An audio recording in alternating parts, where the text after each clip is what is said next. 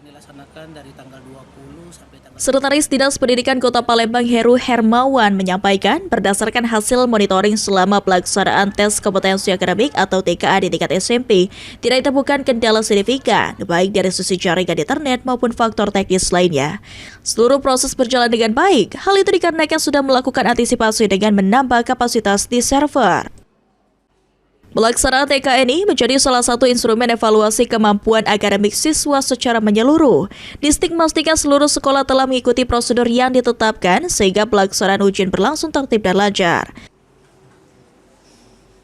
Itu di jenjang SMP sudah kita laksanakan dari hari Senin tadi, dari tanggal 6 sampai nanti di tanggal 16. Itu sampai dengan saat ini kita melakukan pemantauan.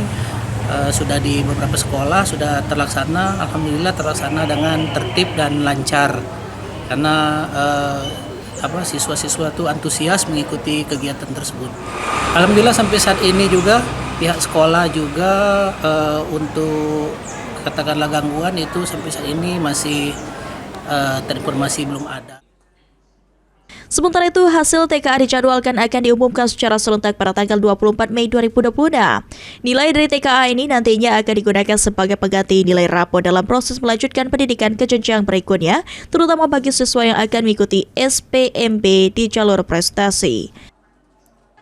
Ilabayu di PAL TV.